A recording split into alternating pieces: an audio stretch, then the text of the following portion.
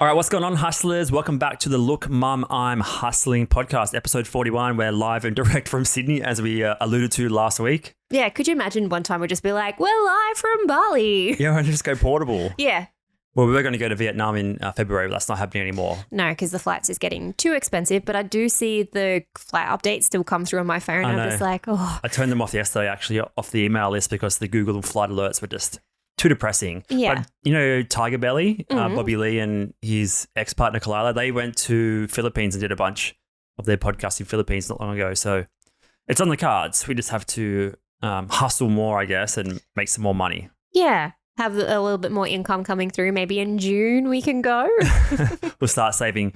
But today will be a fun episode. We've got a bunch of seriously interesting topics and articles that are very timely that we're going to get into today. First of all, Yahoo new article, Lensa, the AI portrait app, has soared in popularity. Many artists questioning the ethics of AI art. You've probably seen it everywhere, right? Like all these entrepreneurs, Gary Vee, Grant Cardone, heaps of people on Twitter are posting like artificial intelligence versions of their faces and stuff. And there's a lot of scrutiny from real artists about whether it's a legit app or if, you know, it's copyright infringement to a degree. So that's kind of interesting. Yeah, well, with the whole AI thing, it's definitely, the conversation's definitely ramped up in the last couple of weeks. Just keep hearing it popping up. So it'll be interesting to dive into. Washington Post, Microsoft says it will bring Call of Duty to Nintendo. So we probably have a lot of gamers. We have that younger demo. We're not really young. We're sort of in our 30s. What generation are we? We're millennials. Yeah. Mm-hmm. So I guess millennials and younger. A lot of them play games. We don't play games at the moment. I think we're going to save it for our 40s and 50s, perhaps. Yeah, I think every time we get a console, we have it literally for like 3 to 6 months. So we're like, oh, let's just flip it. Yeah. Call of Duty, interesting, coming to Nintendo Switch. We'll get into that. Also, Apple's car has been delayed. I didn't know they were making a car. Apple's car delayed again. Long rumored $100,000 vehicle slated for 2026 release, but it won't be fully self-driving because of current technology constraints. Yeah. So Apple Car to rival Tesla, I guess. Mm-hmm. There's one of those whispers that you always hear, like, you know, the Apple glasses, the VR. Now you have the car, but the car's been properly announced. So be able to have a look at that to see if the design stacks up. They're actually downscaling it from what they were initially intending. So we'll get into that. And a nice little hustle of the week. That's what we're going to call this segment, right? I think so. I think we're just going to bring working title. Let us know in the comments or in the DMs what we should call this segment. But we just want to highlight a potential hustle, new side hustle or hustler of the week. I was just reading, I think 48% of millennials and Gen Xers, probably Gen Zers as well, are taking up side hustles in this upcoming recession just to make some extra money and make ends meet with inflation and everything. So everyone's looking for a side hustle, and we're going to provide you guys weekly with some new way of making some cash. Yeah, exactly. Because we've had a side hustle that turned into a main hustle. We have other mini side hustles going on. So it's just those little bit extra things to help with the cost of living. I think I remember hearing, or someone said the other day, that the price of watermelon is going up. So, you know, not the watermelon. And the Wi-Fi has dropped out immediately. So I'm going to hotspot to your phone so we can bring up this first article about AI art. Lovely. Great start to the episode. So you can bring it up on the screen here if you like. So there's a current trend. If you haven't seen it on Instagram and stuff, everyone's posting these artificial intelligence generated art or art form based on their photos. Yeah. So it's kind of an interesting topic and potential dilemma. Yes. Especially for people that are, you know, being long-term artists and stuff, and how this AI technology can potentially overtake their creativity source and like basically there's almost a degree of copyright infringement. Yeah, 100%, because the whole way that AI sort of goes, or AI generated art, you have to feed it a whole bunch of source information. Yeah. So where is the source information coming from is actual original artists' work. Yep, so we'll rip into this article here. Lensa, which launched as a photo editing app in 2018, went viral last month after releasing its Magic Avatars feature. It uses a minimum of 10 user-uploaded images and the neural network Stable Diffusion to generate portraits in a variety of digital art styles. So you essentially just give it access to your camera roll on your phone, select which photos of you that you like the most, and it will generate different images. You know, you can just tell it to create things like paint me as a warrior, as a cowboy, as a, don't know, samurai, wherever you want, really. Or if you just want a tie-dye version of your skin or just anything sort of random like that you can think of, it'll essentially produce that. It's pretty interesting, like the way it's going to go. Like AI has been around for ages, and even the whole aspect of AI art's been around for ages. But first you had, the text with bots, like they're still around, right? That's all AI generated, and that's been fed a whole bunch of information. And then this sort of reminded me when all the deep fakes were coming about as well. So that was like super interesting because they had to feed a whole bunch of footage, whether it was like a president or someone like that. I think they had like a famous like Donald Trump one. But you had to feed it a whole bunch of Donald Trump videos for them to actually have a almost real life version of an interview. Yeah, with just so much data. Like you said, there's text versions and there's audio versions where they can replicate. I think there's a Joe Rogan AI generated conversation with Steve Jobs. Obviously, they never did a podcast together, but based on hundreds of hours of inputs, in this case, audio, they can generate a conversation. And this is just a different version, but with photos and like visuals, I guess. The app claimed #1 spot in the iOS App Store, photo and video, earlier this month. So it's gained a lot of attention. Everyone's sort of doing it.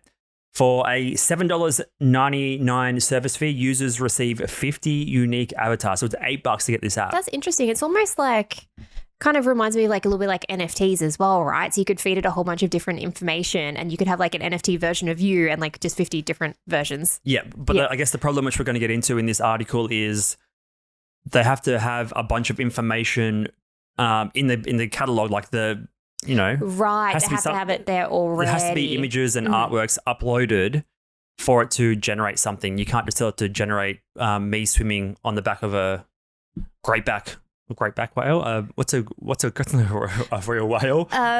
Great white whale. No, it's a great white shark. Great white shark. We're not good in biology. Blue whale. It can't generate a picture of me on a blue whale unless it has previous images of blue whales in the database, right? Yes. Sorry for the language or lack thereof.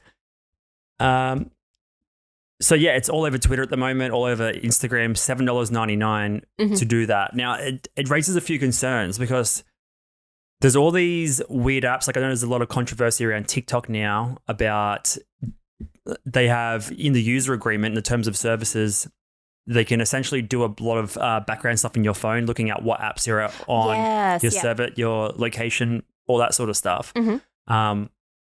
Which raises a bunch of security issues, personal fraud, like it's almost like privacy issues, right? Privacy like issues. Evasion of privacy. Yeah. So remember back in the day, we did there was a face swap app.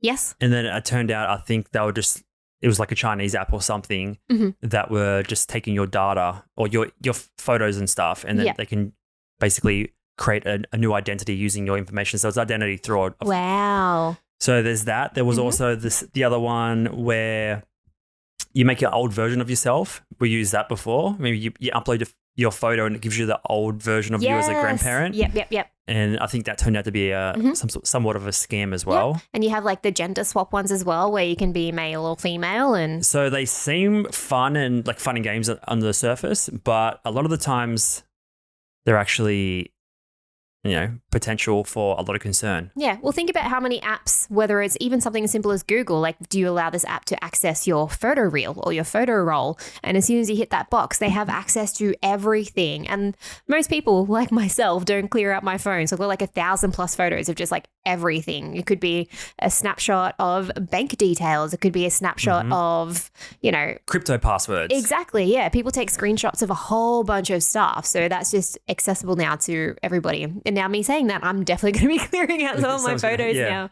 So there's a couple of concerns there. There's one from the artistic point of view and one from the, I guess, cybersecurity point of view. Prisma, the company that, I guess, developed the software, issued a lengthy Twitter thread on Tuesday in which it addressed concerns. So let's read some of these concerns. Because I was very tempted. I know we're bringing this topic up, and I was potentially going to get the app and do it. And then I was like, I think we put our face in too many apps up until this point. Yeah, and we've also got now video format available to everybody as well. Exactly. And another issue is pornography and nudity. Yes, I read that too. Yeah. So not only can you just upload a photo of your face and say, I want to look like a fairy.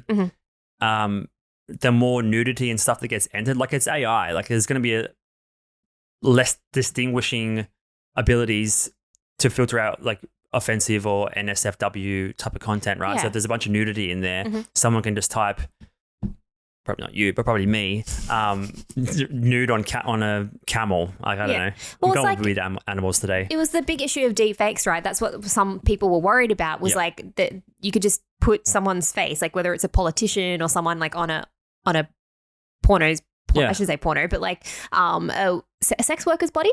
And I think that's the term on their body. And then they just like pretend it's them kind of thing. So yeah, there's definitely heaps of underlining issues, not only around the copyright, but yeah, definitely around, I guess, using your identity without your approval. And the scary thing is the more it gets developed, in 10 years time, it's going to be like unrecognizable in terms of the real thing from the fake thing. It's going to be able to, you won't be able to tell the difference, essentially. So that's kind of scary. So I think we just got to limit the app downloads, but I wouldn't pay $7.99 anyway, right? Like if it was a free app, you're more likely to just dump a bunch of photos in there. But for $7.99, I don't know. I feel like people are just going to get caught out with this. Maybe we're just doomsdayers. Yeah, potentially. But we only just justify ourselves to be able to have Netflix as well. So I don't see us paying $7.99. We're pretty tight. We're trying to hustle. We'll get to the way to make money at the end of the episode. So this is the Twitter thread by Prisma Labs. I always don't know which way to turn. I think I'm just going to go laptop. You can look up there. You guys tell me. It doesn't really matter. So the tweet thread starts as, seeing plenty of thoughts online about the future of digital art in connection with AI generations, we decided to share some info on how AI generates images. Both humans and AI learn about artistic styles in similar ways. There are some fundamental differences. AI is capable of rapidly analyzing and learning from large sets of data, but it does not have the same level of attention and appreciation for art as a human being. Yeah, I've heard that. Whereas that's one way you can tell the difference between AI generated and human is it's just that detail is just not there. You know. Yeah. Lensa uses a copy of Stable Diffusion model that by default generates a random person if one is mentioned in the prompt. So you can just say, like you said, Donald Trump or whoever. To personalize the output images in each particular case, we need 10 to 20 pictures uploaded to retrain the copy of the model. It takes at least 10 minutes for the machine to make approximately 120 million billion. Oof, that's a lot. Mathematical operations every time, meaning we have a separate model for each user, not a one-size-fits-all approach. So it just must generate, 120 million billion, and then it spits out probably the best, most realistic 10 to you. Yeah, because I think from reading it, like what they try to do is like they have the image, then it's like they break it down and then put it back together again. It's like in Star Trek. When they turn you into, we're big Star Trek fans, we can't remember the word. The phaser. No, not phaser. Teleportation. Yeah. Transporter. Yes, that's it. And they take you down to the molecular level, like, right? Which I guess is the same as this, but down to the pixelated level. Yeah. As soon as the avatars are generated, this is the part that's a bit sketchy. I'm sure if you went into the terms and conditions, you'd probably be a little concerned. As soon as the avatars are generated, the user's photos and the associated model are erased permanently from our servers. So they reckon once they spit out the images that you've loaded in have been erased. But like anything, right? So whether you just say your phone crashes or your laptop crashes, you can take it to a repair shop, right? And they can try and restore it or try and get it back. This is like an old school like analogy. I'm assuming the same could be for like data sources, right? That would be potentially deleted. Yeah, Hunter Biden or the Twitter files. But yeah, they could potentially be deleted, but maybe it just takes a genius computer engineer. Is that the right term? Anyway, where we could tell we're totally experts to actually backward engineer and, find those deleted images. Yeah. So it's pretty crazy that, like, it's not crazy because it's like we're in 2023 almost, right? We were kind of into that NFT crypto space last year when it was booming, and there's a lot of this AI stuff going around then. And like I said, it's going to get more and more advanced as the years go on. But I thought we'd show some random ones that might be interesting. Obviously, we're not really condoning. I mean, you can use AI art, but it's more like the initial artist potentially getting ripped off. And a lot of the generated images that come out of the app do actually have watermarks or like of signatures of the original artist, but they're kind of pixelated and blurred out because it's gone through 120 million billion sort of iterations.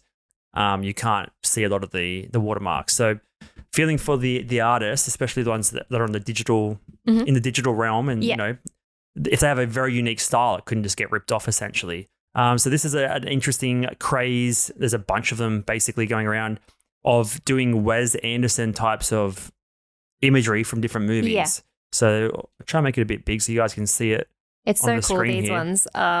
There was also a Marvel one as well. Did you see that one? I'm going to go down to them. So we all know Wes Anderson has a bunch of the really interesting movies. Well, he's just known for having a particular style and a particular aesthetic. Like when you see it, you're like, that's 100% a Wes Anderson film or 100% Wes Anderson style. Like the color palette. Framing and coloring. Yes, yeah. So that people have basically wanted to see what other movies would look like in his unique style. I thought it was quite interesting. Yeah, it'd be like the same if you're doing it like Quentin Tarantino style or something. Yeah. So we have Star Wars, Wes Anderson style. Cute. Big, fat, chunky R2-D2. Mm-hmm. Let's go into this Twitter here. Yeah. It's the Diggy Guru is the artist. He's the one that's redone all these. He's also got an Instagram account if you want to check it out. And yeah, he's got heaps of different ones. The Digi Guru on Twitter. And also on Instagram as well, I think, from memory. We have The Shining. Oh, that actually doesn't look as creepy. It looks like it's about to be a comedy. It does look it's a bit traumatizing. Yeah. Game of Thrones. Love the Pink Castle. Very nice. We have Gremlins, directed by Wes Anderson. Judge Dredd. Wow. It's just a very muted sort of pastel oranges and stuff like that. And you know, it's the Wes Anderson. I guess you would call it the Wes Andersonification. Yes. Pretty the incorrect way of saying it. Is kind of a trend on YouTube as well. There's a bunch of videos like people do X-Men and stuff like that. Batman Forever. I think Star Wars was the best one for sure. Yeah, the Marvel one was actually pretty dope as well. Which one? Yeah, that one there. The Avengers? Yeah. That was like, because they've got heaps of like, not robotics and stuff because there's tech, but it's almost like a steampunky sort of style. Yeah. So gotcha. Yeah. So like that looks really, really cool. Futuristic, but set in like the 40s or 50s. Exactly. Yeah. So yeah, it'd be interesting to see where this stuff sort of goes. This type of art is a little bit different, I think, because it's not someone's unique, like it's a Wes Anderson lookalike. Yes. But it's not like a unique digital painter's sort of direct comparison to their work sort of thing. So that was interesting. Hopefully you guys don't pay for that $7.99 app and get stitched up. You have something to share? Yeah, well, this one's more around the modern art aspect. So Moama, the Modern Museum of Art, I'll get into it. Hold on a second. I'll just send it to you now. Oh, can you hear the diddle-a-doo? So this one is just like how it's just really, really started to popularize in actual modern art. So whether it's it's more around like traditional art and stuff, but I just really like this because it's got some really good visuals just from some of the modern art that's going around. And it just has it's a bit of, like I was saying, it's quite polarizing, right? So people with, you know, is it copyrighted? Is it not copyrighted? Is it just like a whole bunch of information or inspiration, sorry. And it just goes through. So like DALL-E is the other really, really popular one that people keep telling. Is it DALL-E or DALL-E? Well, it's like they call it DALL-E, like Wall-E. Gotcha. That's where the inspiration came from. So yeah, and it's just like some of them are just really, really interesting if it's going to load. Probably the internet's not. quite We've slow. got poor internet, guys. Hit the Patreon if you want to help us pay the internet bills. For the better internet. But that's one of the most more popular ones. So it was 12 months ago. I remember seeing that around more, but I don't know. Again, it comes down to the source information. It's the source artwork of how much is taken from the original versus how much has gone through this blender of artificial intelligence. That's fine. So good. So let's move on to the next article. What do you want to do? Apple Car or the Call of Duty? Let's go into the Apple Car because I'm just really curious. So with the Apple Car, right? This is actually, I just realized we've got a bit of like a design theme going on here unintentionally, like with the AI art and the Apple Car. The artist. Yeah. I really hope this internet starts going fast because we're going to struggle with the episode without it. Basically, Apple's car has been delayed. So let's just try and work through this while the internet's crunching. Yes. Yeah. Well, it's trying to go through. Yeah. So there was heaps of big whispers, right, just around whether Apple were going to be releasing a car. Do they actually want to get into that electric car market similar to Tesla? Ooh. So similar to Tesla. And there's just been whispers that Apple, whether they talk about, like I was saying before, they're going to be making their own VR version to combat Facebook. And, there was talks about having, Apple glasses when Google released their glasses just to actually have a foot in the market. But yeah, they haven't really talked about it much since. So I didn't even know they were doing it. I just honestly, I just thought it was like huge whispers, and they were just like, Apple going to release a car. It was just fanboys that love their iPhone and the Macs. They were like, yeah, we'll get a car one day. Yeah, and it's one of those things is like, are they now going to capitalize that market because they've got the phone market, they've got the laptop market. I don't think, are they going to be releasing a TV? They've got the wearables market as well. So with the fitness watches, and they're getting huge in the fitness and health space as well, So what else could they, they're obviously doing the car. They've got plenty of renders and models and stuff. Yep. All the internet's dropping today here, which is not great, but we'll get there. See if you can reconnect to my phone. It's all good. Sorry, thrown for a loop here. Yeah. What other markets could they potentially get into? Well, I was thinking about it. So besides the car, one thing they were getting into, they haven't really made it yet, was the over-ear headphones, right? So they're already in the audio space. Apple do have headphones, don't they? They got over-ear ones now? Yeah. Oh. Well, they bought Beats back in the day. They did, yeah. But they have the AirPods over-the-ear ones, don't they? I'm pretty sure they do. Unless they're not available in Australia yet, or they're just exclusive through the Apple Store. But yeah, they do have just think about it. So they've got portable speakers. So they've got the HomePods. They've got the Apple TV. Apple AirPods Max. Yeah. All right. $800. Cool. Oof. All right. I forgot that they had those. My bad. You work in electronics. I know. Anyway. They've got tablet space. So besides the car, are they going to make a smart home, a fully functional, tiny? Could you imagine Apple make this little tiny smart home? Interesting. Yeah. There's not much else that you can really get into. Like you said, wearables, phones, tablets, computers. Probably maybe small appliances. So fridge, a smart fridge, kettle, toaster, Apple food, maybe. Apple toast, yeah. So let's get into the car while we completely lose track of the episode. Yeah. So Apple's car is delayed again. Long rumored $100,000 vehicle slated for 2026 won't be fully self-driving because firm can't produce its initial vision with the current technology. That's right. The initial vision was it to have no steering wheel, no pedals, so there's nothing. Different levels. I think there's level 1 to 5 in terms of how autonomous it is. Level 5 is what they initially intended, completely autonomous. They were intending to have the 4 seats facing together, facing one another, rather than having all the seats facing towards the road. Yeah. They'd have them towards around a kitchen table sort of situation almost. But I guess the technology wouldn't suffice and had to scale it back a bit, unfortunately. So let's run through this article here. Apple's long delayed and troubled car project has been scaled back. It won't be fully self-driving until it arrives in 2026. Which is only about 3 years away if you think about it, which isn't that far. It's not that far. We can start saving $100,000 easy, right? Yeah, sure. Why not? Known internally as Titan, the Apple car will have a steering wheel and pedals. I don't think it was going to initially, which is a step down from the fully autonomous vehicle the company initially had planned. Apple is reportedly planning to offer the car for less than $100,000, so probably $150 here in Oz if it ever gets down here, instead of the price above $125. I mean, it's a slight, it's 20% decrease, which is not too bad. And I think don't Teslas sort of start at the 60K mark anyway? I think so, it is. Yeah. So for the base ones. Yeah, the super base one. Obviously, they've got the very, very more expensive ones, but about 100 is. It's pretty reasonable for an Apple car. Yeah. Well, considering they, their latest iPhones are the big one is $2,000+. Well, that's 50 phones. Oh wow, not that much. It's not that much. No, 50 phones. How many iPhones would you go through in a lifetime? Probably 40, right? Yeah, well, it depends. Yeah, if you upgrade, I upgrade probably every 4 years. Yeah. Some people or most people would upgrade every year to get the new one, or every 2 years. Because phone plans are generally 24 months, so people tend to upgrade every 2 years. Every 2 years, starting at 20 to 80. What's that? 60 phones or 60 years, so 30 phones. Yeah.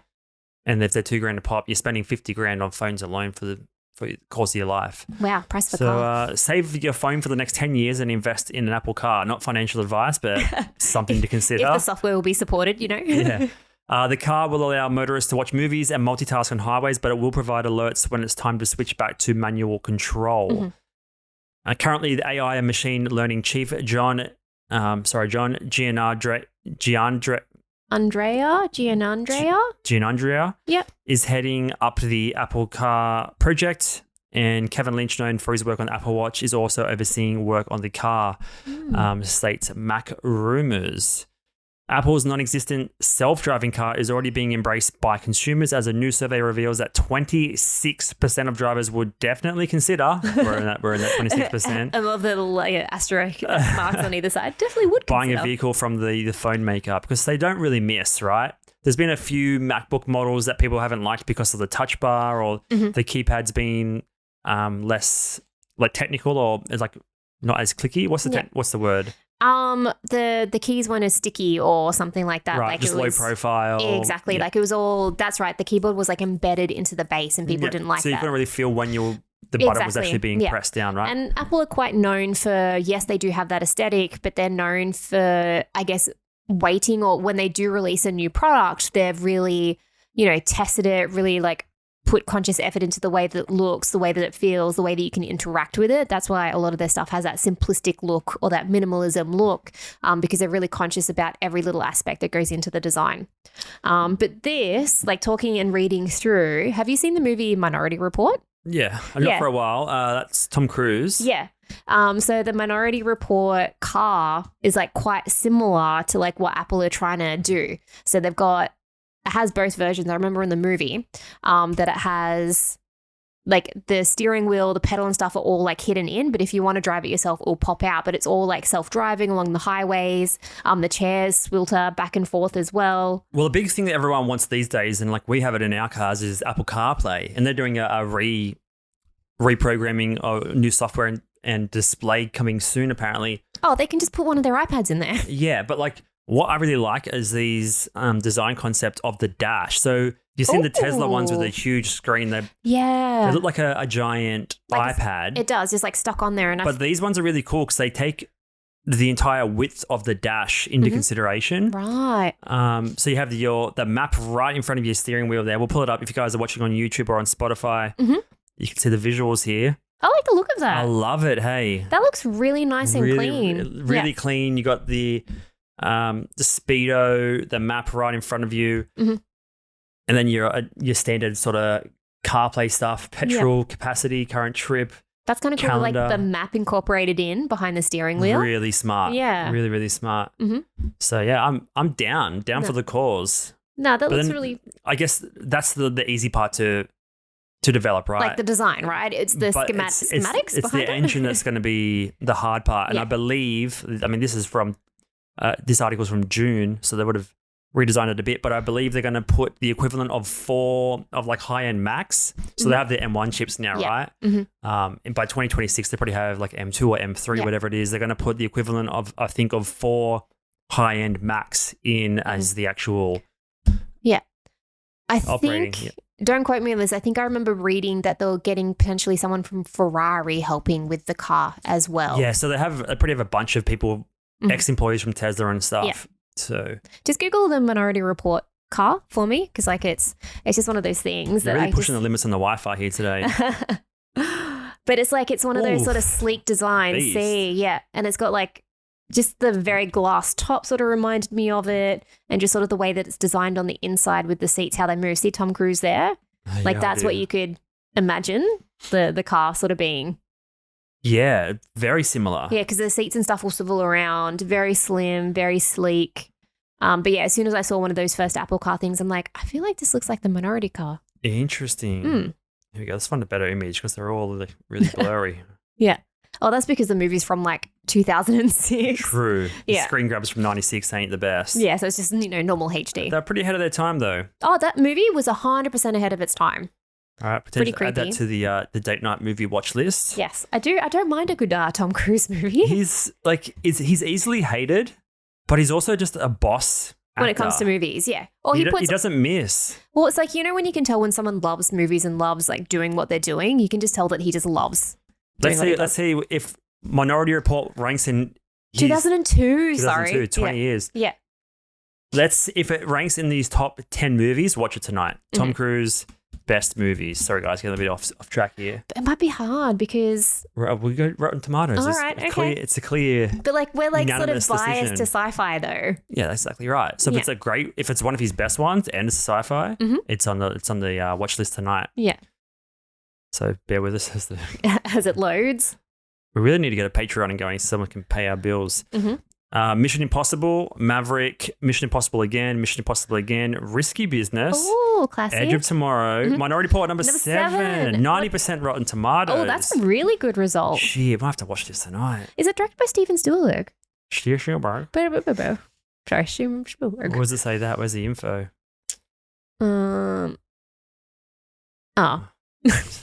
Send us your ads. Oh my God. Continue to cite. All right. Whoops. It is directed by Steven Spielberg, written by Philip K. Dick. Didn't he write? I think this is actually based on a book. There you go. Potentially. Well, we could have a very boring and segregated date night and just read the book individually. Yeah. I did Blade Runner. Right. Total Recall. So he's a sci-fi master. Yeah, it is a banger. Yeah. It is a banger. All right. Yeah, that's what the Apple Car sort of inspired me to. Get the notepad out. Yeah. Date night. Our podcast is always like, helping us with our date night activities. Is it? Yeah, it is. It's either like referring back to a previous date night or setting up the upcoming. Yeah. Well, the next week we're going to see Avatar 2, so maybe we can do a whole. Week already? Yeah, we can do a whole rehash there. Yeah. Have we penciled in like 10 hours to watch the first movie yet? No. Well, that was going to be tonight, but we need longer than 3 hours. Yes. Need 3 hours plus snack breaks. Speaking of snacks. Everyone loves a snack when video gaming, right? Yes, they do. Like I was talking about this in the car on the way here this morning, way home from the shops. I used to play video games a little bit, not heaps. I used to be addicted to IGN, jumping on all the latest news, seeing what new games are coming out. What was your first console? My first, technically Commodore 64, but the first one that I owned was a chipped PS1. Oh, and then I think we talked about it in one of the episodes previously. Tony Hawk's was the go-to game. Spyro was really cool. Colin McRae Rally, Crash Bandicoot, all that sort of stuff. Really popular. Yeah. But back then, I didn't have money to buy my own snacks. No. But when you get into your teen years, when you're working little 5 to 9 afternoon job after high school, getting $2 an hour. $2 an hour. That's when you can start affording snacks. And I feel like if I still played video games today, I'd be so overweight. I'd just be eating snacks all day long. So I can't focus for that long without just feeding myself snacks all day. And I've seen you when you have snacks, you're just you're not even paying attention of what you're grabbing. You're just constantly eating. Oh yeah, just give me a funnel. Yeah, we're not allowed to have, but any snacks in the house, they'll be gone same day. So usually I'd have to hide them from Drew. So, we can save them for later. For date night. Yeah. Again, that's all we talk about apparently. So one thing we look forward to. But yeah, I used to play a fair bit of games, not heaps, compared to some people I know and went to school with and stuff. I was probably in the bottom 5% of avid gamers, right? But I guess the snack segue was video games and Call of Duty now being potentially coming to Nintendo. This is Nintendo huge Switch. News right now. Huge gaming news. Yep. Yeah. So do you want to give us a hash on? Do you give us a rehash, perhaps? Well, it first sort of started, I think it was January, right, when Microsoft announced that they wanted to acquire Activision. Yeah. And that was huge... And they develop the Call of Duty franchise. They do. They developed that and a whole bunch of other games and stuff as well, but they have a huge, market share within the gaming world, right? Call of Duty has been around for how old? I think it's probably the biggest game. Let's find out what would you Google? The biggest games of the 2000s? Yeah, potentially, or just how long Call of Duty has been going on for, because it's years and years. Besides Pokemon and Mario and all that kind of stuff, which is exclusive to Nintendo, Call of Duty would have to be the other big one. That's everybody knows. Everybody knows COD, right? They had so many different reiterations. They've got Modern Warfare, they've got Ghost, they've got all the other CODs. Let's go for highest grossing video games. Yeah. Highest grossing games. Interesting. Oh, Minecraft. Oh, Grand Theft Auto. That GTA. That would be. Oh, that was around the same time I was playing the PS1 a lot. It was like GTA on the PC. San Andreas? No, before San Andreas. It would have been. Actually, no, because we used to play 1 and 2 on PS1. They're the top-down ones, and it must have been 3 because San Andreas was on PS2. My friend had it. I didn't have a PS2. Right. And he always played San Andreas, and I was always jealous, but I played the one before that, which I guess would have been GTA 3. Yeah. But what was cool about having it on the desktop, if you knew what you were doing, and this is the time of like Kazaa, LimeWire, you download MP3s like a maniac, you could drag song files into the folder within the game settings. Yeah. And essentially, you know how you have your radio station on the game? Yes, You can essentially have your MP3s as a radio station. Right. And I just had 2001 Dre in there playing Love Snoop that. and Dre and everyone because I don't think they were on the game. They might have been on the game. No. But yeah, GTA was a banger. And then 5 is probably the latest one. That's the more online one when everyone plays together, multiplayer, right? Yeah. So where's Call of Duty rank here? It's down there. It's probably 15th Oh, it's not that far down. Yeah. But if you think about it, like, is this like throughout all of history? Because like you've got Pokemon from like 2000 or 1996, 1985. Like Call of Duty would have to be the most modern, high-ranking one, I bet. Yeah, so it's been around, started out in 2003. Yeah. And then, there's Modern Warfare. I used to play a fair bit of that. Black Ops was really popular back in the day. Oh, that was the other one. It's just so many iterations. But the interesting thing is that, Microsoft are basically trying to buy out Activision. And I guess there's concerns about having a monopoly on the video game market because it's such a big online game. It's probably, I imagine it's the biggest online multiplayer game. Everyone wants to play together. And then obviously there's a bunch of online subscription fees and stuff like that. Yeah. And there's different organizations and stuff, mainly Sony, that don't want them to have a full monopoly on the market. So Microsoft have basically said, if we do acquire Activision and the Call of Duty franchise, we're going to make it available on other platforms, in this case, Nintendo. Yeah, because Activision, another little bit of a segue, like what other games does Activision have in their, I was going to say Rolodex? Game list. Yeah. But yeah, I want to buy, all this game talk, I want to buy a console, but I know we don't keep it for that long, right? List of Activision video games. Because they would have, because it wouldn't just be, if they do acquire Activision, or there would be all these other games that are included. Yeah. Let's find a better article, right? Just go Let's see. straight to the source. The source. So we've got Call of Duty, 18 different versions, Tony Hawk's Pro Skater, Crash Bandicoot. What else have we got here? Spyro. So a lot of the classic ones. And a lot of these, I thought they were PlayStation exclusive, but apparently not. They were just made by Activision, I guess, licensed out to the different console developers. Oh, Prototype. I remember that game. I used to play that one. Skylanders. Prototype was where you turn into like a weird cybernetic dude that has like a big sword for an arm. Yeah, you got like infected by this like weird That's right, yeah. thing, and you were like almost like an anti-hero in So I a guess way. Call of Duty, there's about 20 iterations. It's probably the biggest franchise within there, right? Yeah, and I know another reason why is with the mobile gaming as well. Like Activision is quite big in the mobile gaming. Cool. So let's get into this article here by Washington Post. Microsoft has signed a deal to bring the Activision Blizzard published Call of Duty franchise to the Nintendo Switch for the first time. But I think it was on the Wii U. There was some other Call of Duties back 10 years ago or so. 10 plus years ago. Yeah. But they were just like a downgraded version of the game. They perhaps? were, yeah, because like the Wii and even Nintendo, like it's pretty basic sort of software that's in there. It can't handle, just imagine like what the PS5 and the Xbox One can handle, So Xbox like X. 60 frames per Well, second. they're like mini computers now, right? Whereas like the Wii has always been branded, and the Nintendo franchise in general has been branded for kids, which is Kid-friendly. also, yeah, exactly, which is also another weird thing of having a first-person shooter game on a kids When you gaming think of console. Nintendo, you think of Pokemon and like Mario. 100%, yeah, because they're exclusive to Nintendo, right? Yeah. So, first time to the Switch, but apparently not. Oh, to the Nintendo Switch, yes, but not to Nintendo. The company announced on Tuesday night, pending approval of its acquisition. So it's still sort of in the negotiation stages. The deal guarantees that Microsoft, which is awaiting federal approval of its acquisition, of Activision Blizzard for $68 billion. Let me say that again.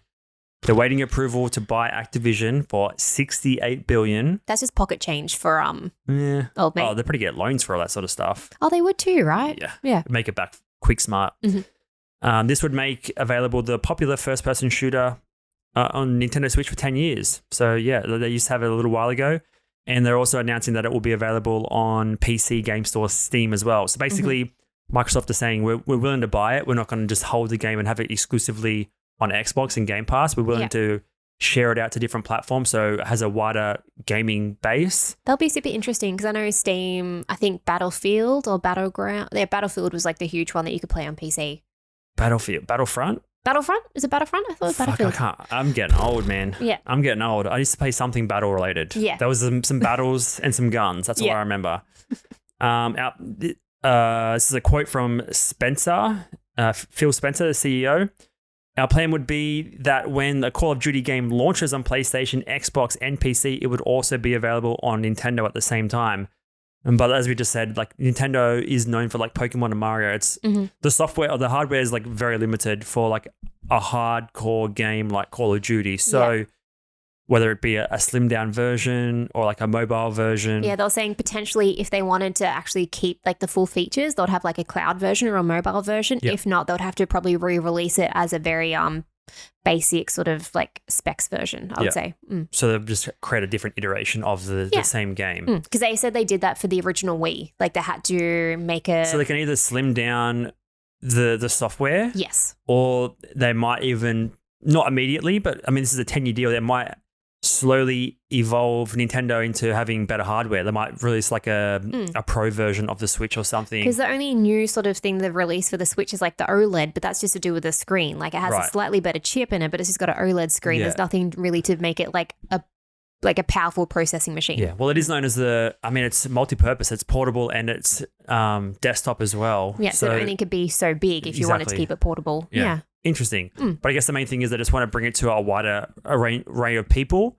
But essentially, if Microsoft own Activision and they're, I guess, licensing out the games to different platforms, then they're essentially getting a cut at the end of the day anyway. They're going to get a percentage of every sale or any online transaction to do with Call of Duty. And isn't that the goal for like most of these? Same as like, you know, the Google Play Store, the App Store, the Apple App Store, and then Microsoft have their own store as well. They just want that extra money coming through with all the downloads. Yep. Spencer said the agreement between Nintendo and Microsoft specifies 10 years because that length of time will be comforting to gamers.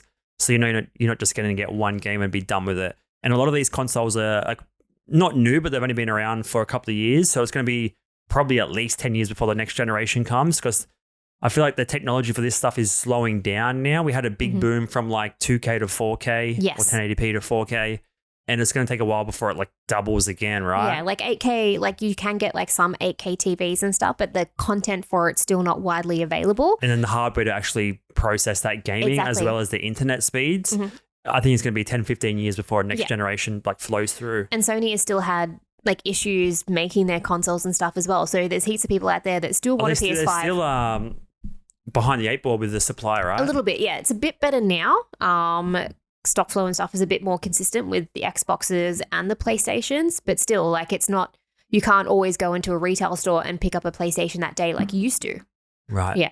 Sometimes you have to be on a waiting list or pre-order it or... Scalpers, right? Yeah. Annoying.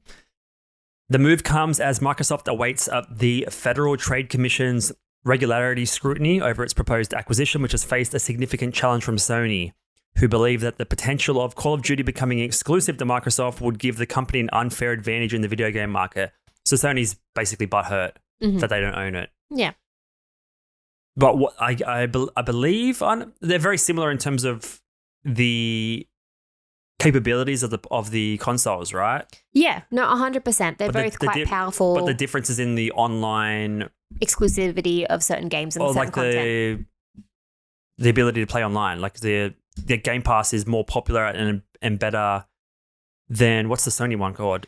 It's just called Sony have it's just their online subscription, but it's only because I can't remember what it's called. But the only reason why like Xbox is a little bit more popular is because when you have the Xbox Pass, you actually can use it on the Xbox or on PC. So if you have a Windows device, you can use it on both That's right. platforms. You can use the controller on PC. Exactly. So we should probably, So Sony basically are a little bit butthurt and they're probably... PlayStation Plus, that's what it's called. Is that what it's called? Yeah. There you go. Yeah. Sony has not accepted a deal with Microsoft. I think Microsoft have offered them a 10-year deal also, and they're just, I guess, fighting the ability for Microsoft to buy Activision. Yeah. So it's, again, we like these kind of topics because they're potentially altering the course of technology and brands and monopolies, and this is like the biggest online game at the moment, and it can shape the next 10, 15 years of online video games. And if Microsoft just buy more and more of these developing companies and publishers, then, Sony's going to get pushed aside. And if Sony gets pushed aside, what else do they make? TVs. Yeah. Because they go out of business. Yeah, they make TVs and audio and that kind of stuff. So their cameras are good. They're good cameras. I think we use a Sony camera anyway. We do. But it is depends. a Sony, Yeah, when I it love comes you, Sony. to when it comes to gamers though, sometimes the choice of either buying a PlayStation or an Xbox depends on what games are available and what they want to play. Yep. So if your favorite game all of a sudden is not available on a certain thing, then you're gonna eventually switch and get the other one. Switch. I see what you did there. Oh, unintentional. Nintendo Switch. So what's interesting about this, in particular going to Nintendo, is one topic that we just highlighted was the ability of the hardware to handle such a game, but also the demographics of Nintendo Switch users and players, which do have a little link here. It's not the most concise, but Nintendo Switch players are generally a lot younger and more females, I believe, compared to males. Yeah, because it's one of those more of a... They sort of know they make like cutesy designs and all that kind of stuff, but it's one of those things where because it's a lot more portable, it's a lot easier to move around and use. So if I think the most adults that tend to have a Switch usually catch public transport or they move around quite a bit. Yeah. That's what I find. Yep. So this is a recent tweet. I guess the infographic is from Nintendo itself, but it has a distribution of the age distribution of the users on Nintendo Switch, and you can see it's peaking right around 20, and then it filters down to about 45. So a lot of games like Pokemon, Animal Crossing, people love, and especially the nostalgia factor of Pokemon. That's where it's sort of people in our age, in their 30s, who grew up on it in their teen years, in the early 2000s, sort of do tend to have a Switch as well as all of these consoles. Yeah. So it's just interesting to see who plays Nintendo Switch, and I guess who Call of Duty will potentially be getting in the hands of younger kids, essentially. Yeah. And I think something that Nintendo sort of did back in the day compared to like Sony and Xbox is like they had the Game Boy, but they also had like the Game Girl. Like they were trying to... Did they? I'm pretty sure there was like Game Girl. Maybe, I think. Or they were trying to brand it, or they were trying to... Because usually it was one of those things where they would advertise to boys more than girls, but Nintendo was one of those few... I never thought of that. Nintendo was one of those few that actually advertised to girls as well. So they've got like pink consoles, they've got like... Is it called Game Girl though? I don't know. I feel like there was there was a Game Girl. Okay, Nintendo easy. I feel like someone's just made a render of this. No, there was. They made like a Game Girl one as well. That's actually adorable. Yeah, because it was one of those things where they realized that, like Sony and Xbox and stuff were just like, boys shooting guns, pew, pew, pew. And then Nintendo were like, we're losing out on a whole market here. True. Yeah, so that's probably why the Switch has a bit more success with girls, is because they put in that sort of legwork early on and advertised them when they were younger. So as they were getting older and wanting a new console, they're like, oh, I'm going to get a Nintendo Switch. Gotcha. Yeah. I completely understand. I get it. A Game Boy was like probably one of the... I would have got that before the PS1, actually. Pokemon Blue and Red. 100%. That's what we had first. Yeah. And Tetris even before that. Tetris and Sneaky Snakes was a popular one at home. Yeah. Conspiracy here real quick before we get into this final topic. US Army planned to pay streamers millions to reach Gen Z through Call of Duty. So there's less and less interest now for younger demographic, people, Gen Zs, Gen Ys, millennials, to join and recruit to the army because, because why do you want to get shot at? Life's too, exactly, unless you're in a video game, right? Yeah. Life's a lot easier now. We have social media. It's like far more appealing to just sit at home playing video games, eating snacks than serving your country. So the army and the military complex are having a hard time recruiting the required people to join the forces, right? Yeah. So what they're doing now is advertising through Twitch, paying streamers millions to advertise to their fans Wow. who enjoy first-person shooters to potentially sign up. They're even like running boot camps, all this sort of stuff to get people that are potentially out of shape and playing video games to join the army and stuff. So it's pretty crazy. There's I think what's her name, AOC, one of these political candidates in America. There's a bunch of people that are against it, saying you shouldn't be able to advertise through this method. There's actually a breakdown here of how the army, I don't know technically what organization is responsible, how they intend to spend their money to get new people funneling into the army. So they spend $1 million on Twitch. They spend $675,000 advertising through WWE. Yeah. And then Call of Duty leagues and stuff like that. Wow. So this is like my conspiracy, right? Mm-hmm. They pay Call of Duty or Activision or whoever owns it to like make it available to a different demographic on a different platform. We need younger people, because people in their 30s now that are used to playing Sony and Microsoft aren't interested, but we can get the people that are 20 who are playing Nintendo Switch a little bit younger to sort of enter the system. That's my conspiracy. What a shock they'll get to be like, no, this is not like a game This is all. This is not like Animal Crossing or anything on the Switch. So that's just my, like, there's a linkage there, but I think, they're having trouble trying to recruit people. Also, subliminal messaging, right? Like it's if they make it out to be, this is a great career path. I mean, you see the ads on TV, like learn a trade through the army. Exactly. Kind of thing. So they're just trying to go where the market is. Yeah. If the market's getting younger and younger, where are they? They're on video games. And then the younger people are on Switch potentially more than like the other consoles. So just a thought. Could be wrong, probably way off, but interesting thought. And now let's wrap it up to the hustle of the week, right? So, recession fears, inflation, property prices going through the roof. Same old. No one can afford property, especially us and other young people in our generation. But there are some places around the world that are becoming cheaper to buy, and not just a single family home, an entire town. What? So I think we start saving. Maybe we skip the Apple Car for now and invest in this town in Spain. So this is an article by Dateline and SBS. This village in Spain was on the market for less than a house in Sydney. What? So in Spain, abandoned villages are getting a second lease of life, with owners selling for low prices in exchange for a promise to rebuild what once was. So in Spain, an entire village was put on the market for less than the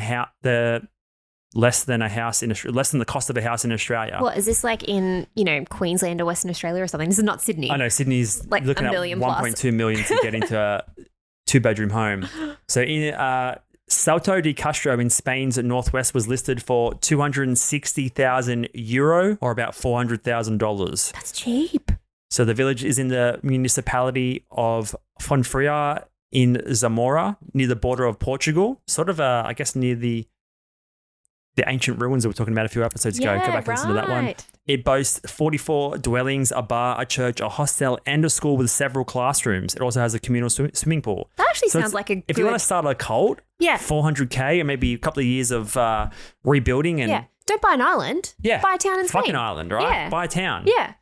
So 400,000 and 44 dwellings. You break that down, 400,000 divided by 44 dwellings plus the schools and stuff. You're looking at $9,000 per dwelling. Do you want to invest in my town? It's only $9,000 per person. They're like little crappy stone buildings. They're full of graffiti. They have been abandoned for a while though. Right. They were built in the 50s and 60s, based around a dam. So they were building a dam there, and then they had to build a mini town around to support the local community. Right. But yeah, it's been vandalized a lot, and they're just trying to like get people in there to rebuild it back. But pretty cheap, right? $400K. I know. If you were to buy a town, what would you do with the town? Well, cult is the obvious option, right? You want to start a cult, do you? Definitely some sort of sex cult. What else?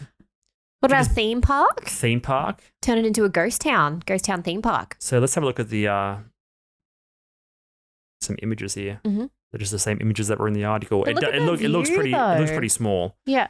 Is that an ocean behind it? Well, it's 44 dwellings. So is it just like an apartment sort of complex with like 44 rooms in there? Yeah, I think so. Man, it's so hard to find an exact awesome image when you need it, right? Exactly. So 44. Yeah, it's not huge, but like you could, if you knew what you were doing, you had a smart business plan and a bunch of people to help you. That's a better image there. 44 Wow. dwellings. It's just like on a mountain. Oh, so like while they're building a dam, they just like built it Right, around on the dam. side of it. Yeah. You could definitely build. I mean, it's pretty cliffy. There's not a lot of like farming land or anything.